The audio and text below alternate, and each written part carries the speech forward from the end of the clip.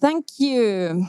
So, gentlemen, join me, please.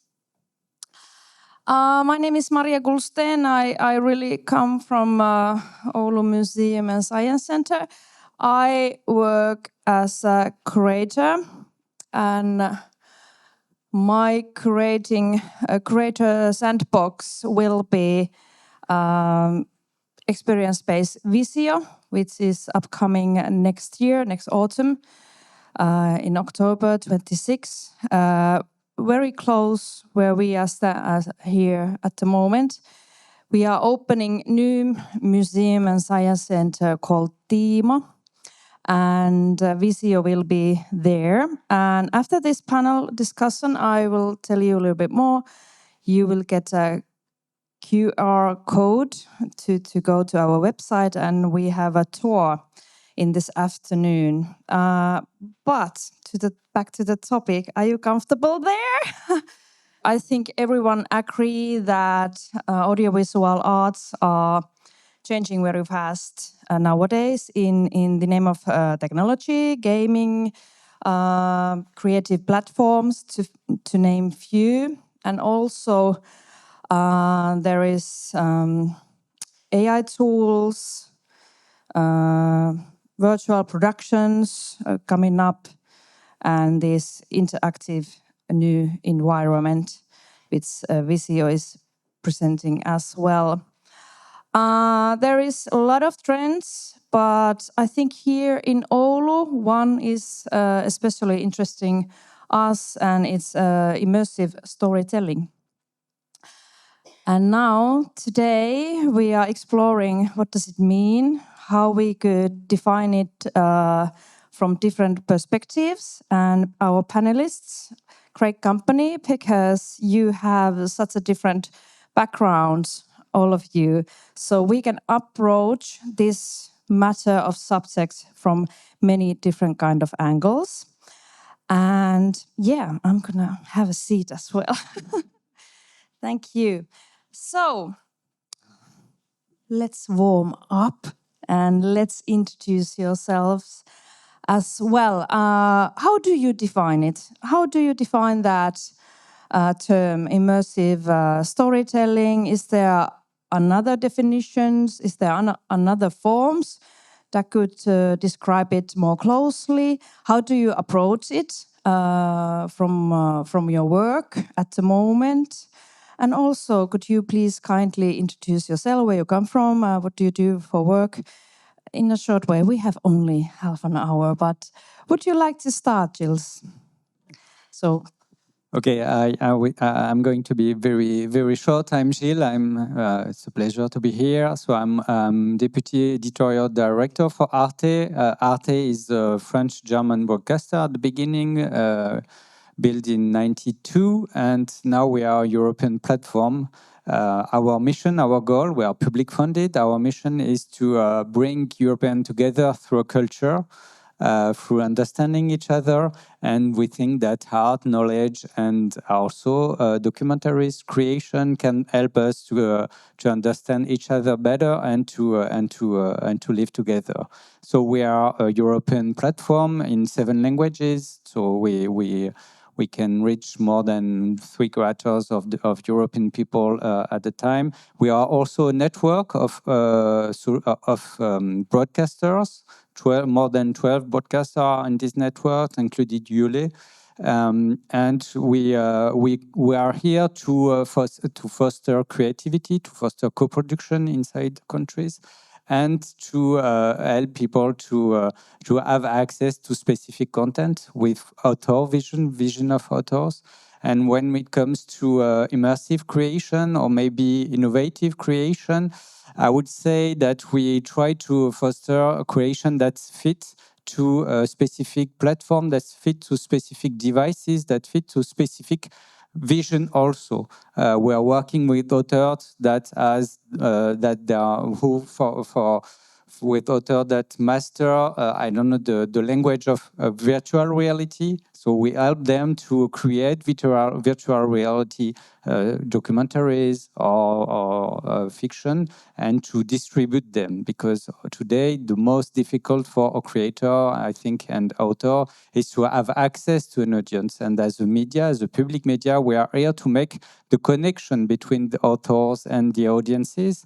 And in this world of, I don't know, overabundance, submersion of content, our role is to be a compass, to be a landmark for the audience to reach to this content. So immersive production is for us a way to have access to new authors and to make new connection between author, creator, and audiences, maybe broader audiences, younger audiences on social network, on video gaming, and so on. But that's our mission. Thank you. Thank you very much. You almost answered to all my questions, but let's go further, please. Sergiu. Hi, yes, I'm Sergiu. I'm CEO and co-founder of Artivive, which is an augmented reality platform for creatives. We see it a little bit like Canva for augmented reality. It's extremely easy to create with our tool. We do have tomorrow a workshop, and it's about storytelling. Storytelling in augmented reality. And I'm looking very much forward to that. I can tell you what, from our perspective with augmented reality, what's immersive. I think from our perspective and also what we learned, it's very important not to stick to the technology. So like that's, the medium is the story. But what is the value and why are you using virtual reality or augmented reality? How did you choose for this, tool? Is it solving a problem that you want to solve when you're telling the story, when you're building the narrative? And always, to be linked into reality as well. So at least what we are doing with augmented reality, we're always looking at the starting point.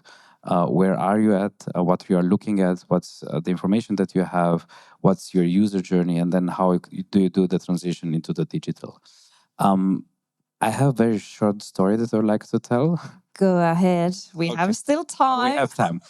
So my background is in marketing. I had a marketing agency before and we were working with augmented reality. Long story short, it didn't go as well as we thought. So we had great projects, but we saw that people are not so interested. It was felt more like a gimmick because we were doing things because it was possible. The technology was out there. So with this knowledge, I wanted to find out how can be augmented reality used in a way that is adding value. And one of our first projects that we had was with a museum in Austria called Belvedere. I am from Austria. I forgot to mention that. And there was one painting from Egon Schiele, an Austrian painter, who depicted his wife. And together with the museum, we found out that beneath the version that we have now in the museum is the first version that he did. And he overpainted it. And he overpainted it because the first version, she was dressed too poorly for the director at the time to buy the painting for his collection. He said, this is more for the applied arts museum than for a fine arts museum.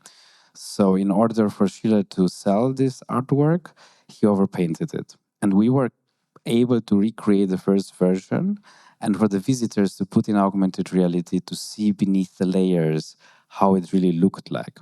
And what happened was in a few seconds, people understood also visually and also through the audio what the story was. And they put the phone away, went a little bit closer to the painting, and they saw bits of the original color beneath. Wow. It. And that was the moment that it made click, because it wasn't about the technology. It wasn't about augmented reality. And that's also what the people will take with them when they're leaving the museum. It was the story, which tells a lot, right? About the artist, about the time, and about the museum that they are in, that the artist had to adapt the painting in order to be bought. So I think, this is one example of many of how important it is to see if it's helping the story and how can these technologies used to offer these experiences. That's it. Thank you for sharing best practices. Kristof. Your point of view. My point of view. I'm coming. I'm working in the ecosystem of art and research. So I'm a council of. I'm the chair of the research council of the Royal Conservatory and the Royal Academy in Antwerp, Belgium. I'm an artist and researcher myself, so I'm totally within the research, artistic research area.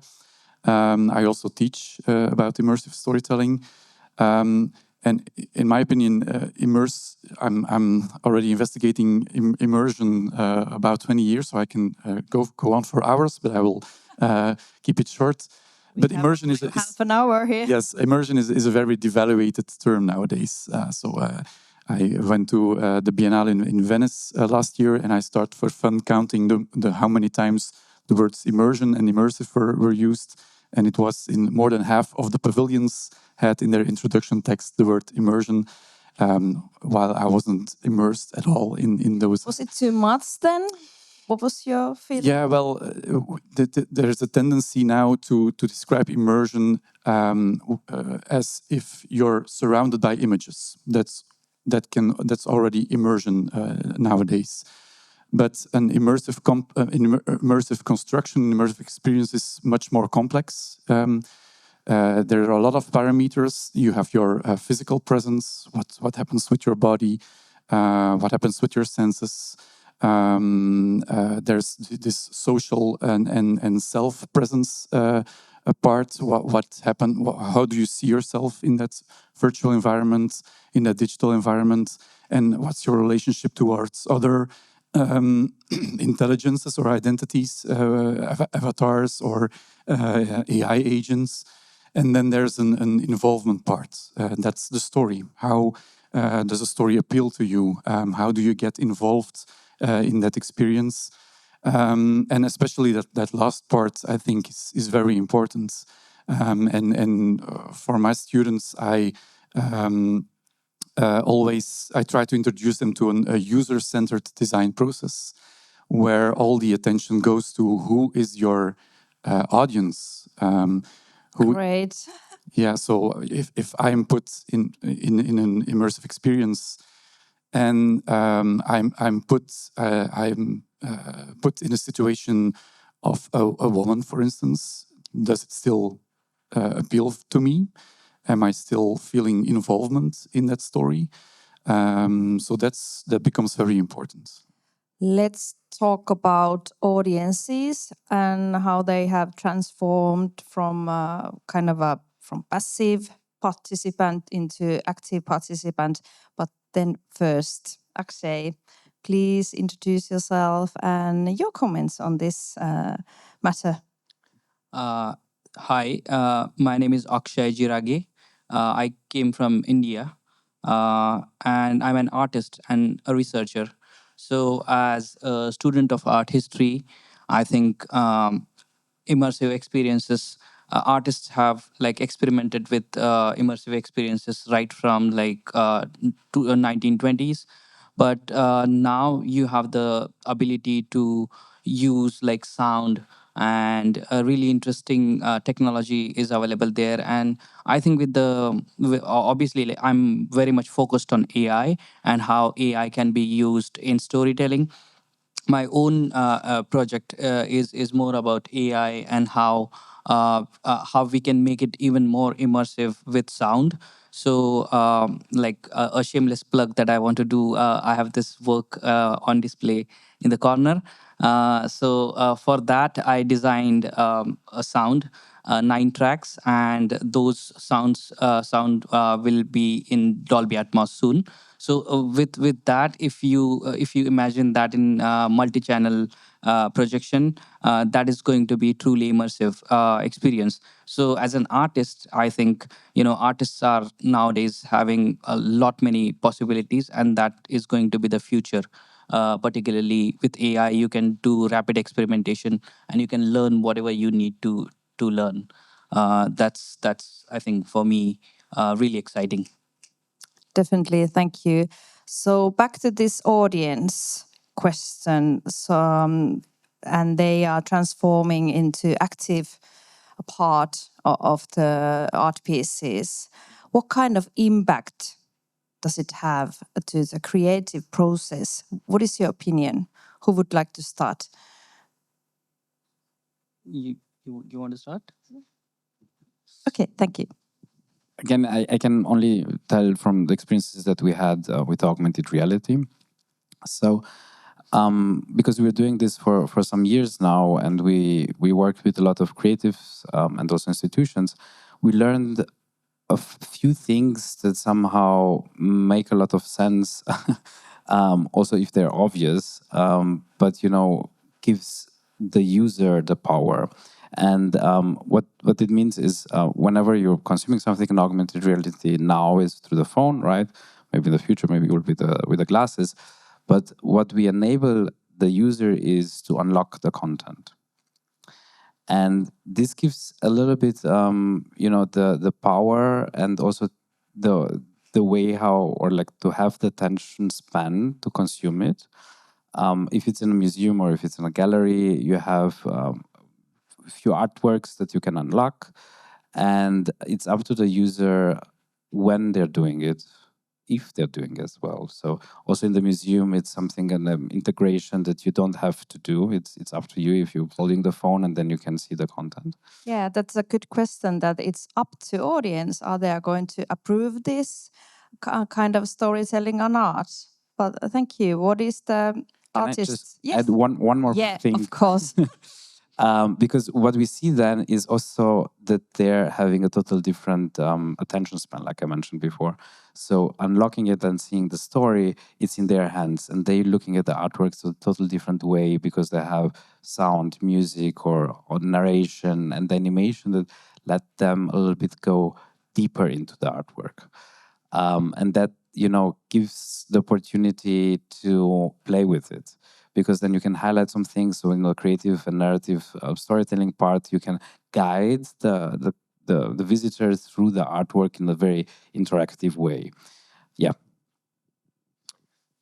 Next one, or do we have a artist's point of view? From artist's point of view, I think To the process. to the audience is always a very important part of an artwork. So audience actually, the visitor actually, or the person who is looking at art completes our art. It's not that that artwork is made and the journey has ended. It is the visitor or the audience that completes our artwork.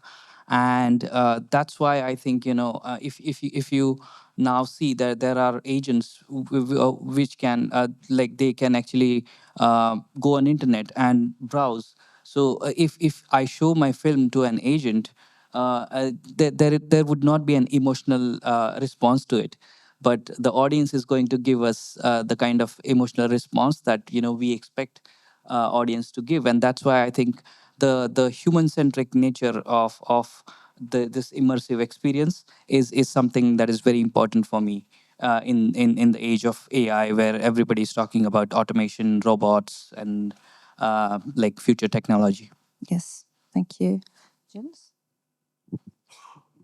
Yeah, maybe I will just add something from a broadcaster point of view. Yes, absolutely. Because when we say broadcasting, we say a top-down relation. And when we say immersive content or interactive content, the user is at the center. So it changes the connection, it changes the relation between the author, the media, and the audience. So usually we think that's the point of view. We are losing the point of view because the audience can act, can interact, or can change the story, the storytelling. But actually, there's always a point of view, of course, of authors. And the idea is to have a mindset open to interactivity, to work with people who are okay to let the people interact with their creation, And for broadcaster, it's also to be okay to have this discussion, this interaction with the audience, which is not always okay with the content, and to have the relation on the same level, which is really new for broadcaster. We used to have a top-down relation, so that's what is very changing with the audience, with the introduction of this interaction. And for us, for our broadcaster, I think it's very important to have access to this sense of vision of the audience, to understand better how they live the content, what they want maybe, or maybe how we can give more access to specific content. So that's, for me, this evolution from broadcasting to interaction, which is very important. Very good tips to adapt into the process. Absolutely. Thank you for sharing those. Kristof, do you have a comment on this question? Yeah. What is the process? Is there some kind of impact? Yeah, well, it's interesting about giving control to an audience. The director Inaritu, he director of film movies like Babel, Amores Perros, very interesting movies. He also made a VR experience, and he says about it. So it's very interesting to hear about the viewpoint of a film director, traditional film director, having made this VR experience. He says, as a film director, I give you the frame. That's 20% of what you can imagine, and as a director, I have control of that frame. But going to VR, I give you 100% image. So I give you the 360 degrees image, but I also give away control as a director. So I can only give you some elements of the story, and I have to make sure as a director that you get all these elements of that story to fully understand the experience. But then again, I have to be aware as a director that I cannot be in control of what you see, what you're looking at. So I have to be sure that all the elements that are necessary for that story are there and can be picked up by the audience. So that's also the user-centered design process I already mentioned becomes very important in that case. Thank you. So we can sum up this question that we see only opportunities in this and positive challenges in this change or in this impact in immersive storytelling. We are running out of time, but just quickly, there will be a lot of talk about technology later in this event. But if we have this kind of combination, I'm very curious to ask a very short comments about education in a term of immersive storytelling. How do you feel? What kind of training there should be in the future? Here's a lot of people from different universities and schools. Now you can speak up and you can tell your best practice at the moment. A few minutes, 3 minutes time. Yeah. Well, I teach immersive storytelling to my students, and I've managed to facilitate interdisciplinary collaborations there between students. So I put my art students coming from all kinds of programs, fashion design, graphic design, photography, sculpture, together with ICT students. So they work interdisciplinary. I'm from a very traditional, old art school. The Academy of Antwerp is one of the oldest in Europe. So my students don't always have the skills. They don't know how to program. They don't know how to. Well, some of them do, but a little of them. Can you kind of sum up what are the most important skills to be? Well, that was exactly my point. Is communication. Too fast. It's communication. So working together in an interdisciplinary team with students from all different backgrounds. So I can tell you one of the first lessons one of the first courses when I put my art students together with these ICT students, and we're having a brainstorm, and my students come up with the wildest ideas, and then I see the ICT students freeze because they have to create those things and program those things. So that communication, speaking the same language, was also already presented here in the previous presentation. That's one of the most important skills, in my opinion, when you're working in this technological ecosystem, let's say. Thank you. Yeah, Akshay, very short comment. So from the educational point of view, I think it is very important, for us to understand, given as keep coming back to the theme of artificial intelligence, is because that is really hot right now, and because the theme is education. Google just day before yesterday released their latest model, Gemini 3, and that is they are focusing more on the educational aspect, anybody can learn anything, and that is the theme of that model. So I think once you have that kind of capability available out there, we'll also have to think about how the entire education system is going to be in this time. So I think from educational point of view, that is the most important consideration that we need to have going forward. Okay, thank you. Is there any broadcaster's point of view? Yes. Short? So education is media education is always lacking of attention and concern. So I think as a public service media, we have to educate people or to help people to understand the world they are living in, and to help them to act as citizens. And I think in this world of overabundance of content, in this world where we can create everything, you talk about Gemini 3, and this the difficulty also to understand what is true and what is wrong in this both-through era. Our role is to give tools, to give clues, to give access to understanding the world we are living, and to master also this technology, not to avoid it or to be naive with the technology, but to help throughout our vision, throughout our point of view, to help the audience to understand the world we are living in, and maybe to test it, why not, or to understand it, at least to better act as a free citizen.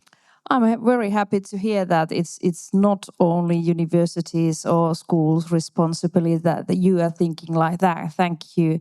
So our last comment, unfortunately, Sergiu, please. I will keep it very short. So I think it's where we're coming from also with Artivive is to give access to everybody, to make it extremely easy to get into to play, right? We were talking about games and playing with it, and to define or give people the opportunity to find their own ways to use the technology.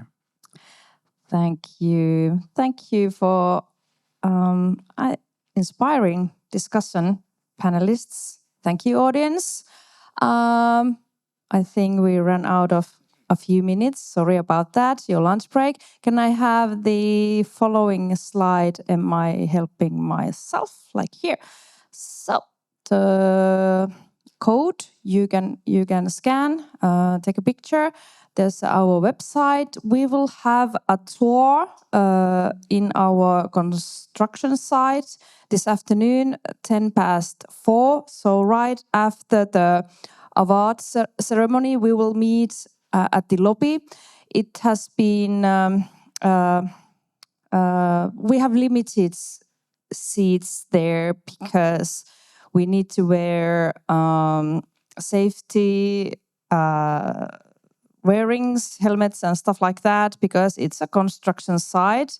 We don't have much there yet, but I'm happy to take you there. We have a couple of seats left, so Julia, wave your hand. So if you are interested and not registered yet, please tell it to Julia. And what else? We have open call going on until end of November, and we are calling for content. So I think this is the right place say it. Okay, thank you very much.